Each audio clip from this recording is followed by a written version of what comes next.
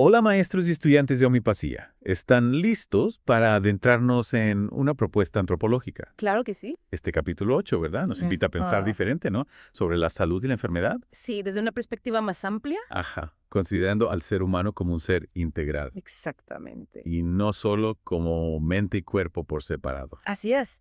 Nos lleva a ir más allá de esa simple división. Me encantó cómo el capítulo habla de la historia evolutiva, ¿no? Y de cómo influye en nuestra salud. Sí, nuestra historia evolutiva y también el desarrollo individual. Claro, de cada persona. Ajá. Y fíjate que hay un concepto que me fascinó, la idea de conflicto biológico. ¿Lo recuerdas? Sí, ¿cómo no? Se me hizo súper interesante. Es clave en este capítulo. ¿Cómo lo explicarías? Para que nuestros oyentes lo entiendan bien. Bueno, un conflicto biológico básicamente es como un evento inesperado, ¿no? Algo que amenaza nuestra supervivencia o integridad. Ajá, como una amenaza. Exactamente. ¿Y eso qué provoca en nuestro cuerpo? Pues lo interesante es que ese conflicto impacta en el cerebro. En una zona específica. Sí, en una zona específica que activa un programa especial. Un programa. Sí, como un programa de autorrecuperación, ¿no? Wow. O sea, como si nuestro cuerpo ya tuviera un plan. Exactamente, como si tuviera un plan de emergencia para cada situación. Qué impresionante. ¿Y esto cómo se relaciona con la homeopatía? Bueno, aquí es donde se pone aún más interesante la cosa, porque el capítulo conecta a estos programas biológicos con la ley de la similitud. Claro. El principio fundamental de la homeopatía. Exacto, entonces se plantea que al usar un remedio que cause síntomas parecidos a los del paciente, se activa esa respuesta curativa natural. Es fascinante. Como si le diéramos al cuerpo una señal, ¿no? Sí, como una pista para que recuerde cómo sanarse a sí mismo. Me encanta esa idea. Y para encontrar ese remedio adecuado, ¿verdad? El capítulo nos recuerda que hay que tomar en cuenta los signos y los síntomas. Ajá, lo objetivo y lo subjetivo. Exactamente, lo que podemos observar y lo que el paciente siente. Porque cada quien vive la enfermedad de manera única, ¿no? Totalmente, cada paciente es un mundo. Y hablando de experiencias únicas, el capítulo también nos lleva a la mente y el espíritu. Ajá, su papel en la salud, ¿verdad? Sí, me parece súper importante. Sí que lo es. ¿Qué nos dice el capítulo sobre esto? Bueno, retoma las ideas de Hahnemann sobre el principio vital, el espíritu, Ajá, conceptos clave en la homeopatía. y se propone que la sanación puede venir del espíritu. Interesante. Aunque el espíritu en sí nos enferma, ¿verdad? Exactamente, es como si la sanación tuviera su origen en un nivel más profundo. O sea que no solo se trata de curar el cuerpo físico, ¿no? Bueno, para nada, hay que ver al paciente en su totalidad. Y en ese sentido el capítulo nos habla de la medicina antropológica, ¿cierto? Sí, un concepto que engloba esa visión integral del ser humano. Como una unidad, ¿verdad?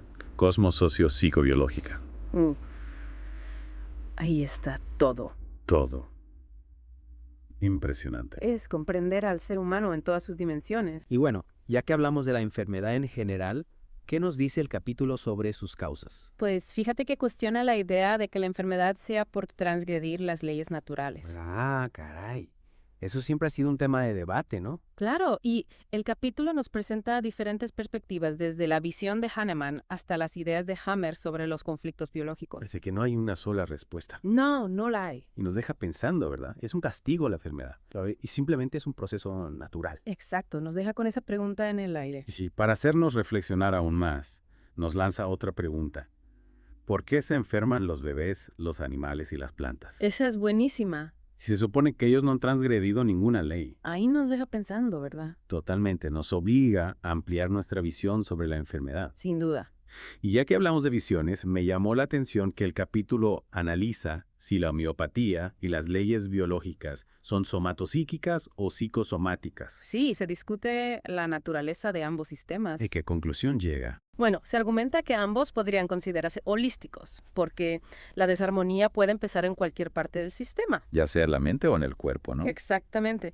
Y critica el modelo de la alopatía, que aún separa mente y cuerpo. O sea que la homeopatía reconoce esa conexión entre la mente y el cuerpo. Así es, al igual que las leyes biológicas. Y hablando de esa conexión, el capítulo profundiza en el tema del estrés, ¿verdad? Sí, como un factor que puede llevar a la enfermedad. El estrés es algo que todos vivimos, ¿no? Ujú. ¿Quién nos dice el capítulo sobre cómo manejarlo? Bueno, nos invita a reflexionar sobre la importancia de aprender a esperar lo inesperado, a cooperar con lo inevitable. Qué interesante. O sea que en lugar de resistirnos al cambio, hay que fluir con él. Exacto, esa actitud nos ayuda a reducir el estrés. Y evitar que se activen esos mecanismos de supervivencia que mencionábamos antes. Así es, porque a veces se activan de forma innecesaria. O sea que el estrés no es malo en sí mismo, ¿no? Depende de cómo lo manejemos. Exacto, y el capítulo nos deja una última reflexión sobre el destino y el libre albedrío. Uf, temas profundos. ¿Hasta qué punto podemos controlar nuestra salud? Buena pregunta, ¿verdad? El capítulo nos invita a reflexionar sobre la posibilidad de influir en la duración y la calidad de vida a través de nuestras decisiones. O sea que aunque no podemos controlar todo lo que nos sucede, Tenemos un margen de acción. qué bueno. Porque eso nos da un poco de poder, ¿no? Exacto, nos recuerda que tenemos un papel activo en nuestra propia salud. Me encanta esa idea. Y bueno, con esta reflexión cerramos la primera parte de nuestra inversión en una propuesta antropológica. Este capítulo nos ha dado mucho que pensar. Sin duda, es un capítulo lleno de ideas para reflexionar. Y en la segunda parte, vamos a profundizar en los factores que pueden obstaculizar o favorecer la curación, ¿verdad? Así es, desde la perspectiva de la homeopatía y las leyes biológicas. No se la pierdan. Y retomando esa idea del poder que tenemos, ¿no? De influir en nuestra salud. Exacto. De cómo podemos ayudar o a veces hasta entorpecer la curación. El capítulo 8 nos habla de eso, de los factores que la obstaculizan o la favorecen. Ajá, es como si tuviéramos las herramientas, pero no siempre las usamos bien. Sí, y desde la perspectiva de la homeopatía se habla de obstáculos a la curación. ¿Obstáculos? Sí, como por ejemplo algunos hábitos que tenemos. ¿Cómo cuáles? Pues el café, por ejemplo. ¿El café? En exceso, claro. Ah, O algunos medicamentos alopáticos. Ya veo, o sea que a veces queremos sanar, pero Pero a la vez estamos haciendo cosas que lo impiden. bueno, es como una contradicción, ¿no? Exacto. También se habla de la importancia de resolver conflictos psicológicos. Ah, sí, eso me parece fundamental. Porque si no atendemos la raíz del problema. Los síntomas pueden volver a aparecer. Exactamente. Y aquí el capítulo conecta esto con la idea del terreno, en homeopatía. El terreno. Sí, esa predisposición individual a enfermar. Ajá, como si fuera un terreno fértil para que la enfermedad se desarrolle. Muy buena analogía. Y el capítulo nos invita a pensar en cómo fortalecer ese terreno. Para que seamos menos vulnerables. Exacto, ahí entra el estilo de vida, el manejo del estrés, el tratamiento homeopático. Claro, es un conjunto de cosas. Y hablando del tratamiento, el capítulo 8 también nos recuerda la importancia de la individualización. Sí, eso es algo que siempre se destaca en homeopatía, ¿verdad? Claro, porque cada paciente es único. No se trata de una receta general para todos, Para nada, el tratamiento tiene que ser personalizado. tomando en cuenta no solo los síntomas físicos. Exacto, también la historia de vida, las emociones, la personalidad. Es como si cada paciente fuera un rompecabezas, ¿no? Y el homeópata tuviera que armarlo. Me gusta esa imagen, hay que encontrar las piezas que encajen. Y para eso es clave la historia clínica, ¿verdad? Hacer las preguntas correctas. Por supuesto, preguntas que nos permitan comprender al paciente en su totalidad. El capítulo habla de observar los signos y escuchar los síntomas. Sí, es como mirar con los ojos y escuchar con el corazón. ¡Qué bonito! Usar todos nuestros sentidos para comprender al paciente. Exactamente. Y hablando de comprender, el capítulo también nos lleva a la filogenia, Ah, sí, nuestra historia evolutiva. que influye en nuestra salud, ¿verdad? Es como si lleváramos la memoria de nuestros ancestros en nuestros genes. Y eso puede determinar cómo respondemos al entorno. El capítulo nos da un ejemplo, ¿no? De cómo reaccionamos al peligro Sí, esa respuesta de lucha o huida. que heredamos de nuestros antepasados. Un mecanismo de supervivencia, pero que a veces se activa de forma inapropiada. Claro, porque ya no vivimos en la selva. Exacto, y eso puede generarnos problemas. O sea que lo que antes nos protegía ahora nos puede enfermar. En cierto modo, sí. ¿Y qué podemos hacer para evitarlo? El capítulo nos da algunas pistas, como aprender a manejar el estrés. Para que esa respuesta de lucha o huida no se active a cada rato. Exactamente, y también vivir en armonía con las leyes naturales. Cuidar nuestra alimentación, nuestro descanso. Exacto, es como si tuviéramos que adaptar nuestro cuerpo al mundo actual. Me encanta esa idea. ¿Cómo actualizar nuestro software? Y para eso la homeopatía puede ser de gran ayuda. Nos ayuda a adaptarnos, ¿verdad? A encontrar el equilibrio Sí, en todos los niveles. físico, mental, emocional. Y hablando de lo emocional, el capítulo también toca la dimensión espiritual. Ajá. ¿Cómo influye en la salud? Retoma las ideas de Hahnemann sobre el principio vital. Y propone que la curación puede venir del espíritu. Es como si la enfermedad fuera una desconexión con nuestra esencia. Y la sanación, un reencuentro con ella. ¡Qué profundo! Y el capítulo nos invita a explorar esa dimensión.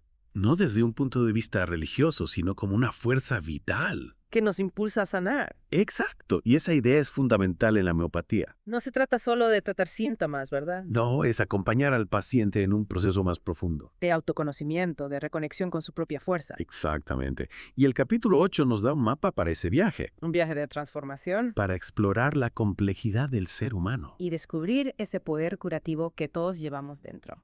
Retomando lo que decíamos, ¿no? El capítulo nos invita a cuestionarnos las causas de la enfermedad. Sí, a profundizar en ese tema tan complejo. Incluso, ¿te acuerdas?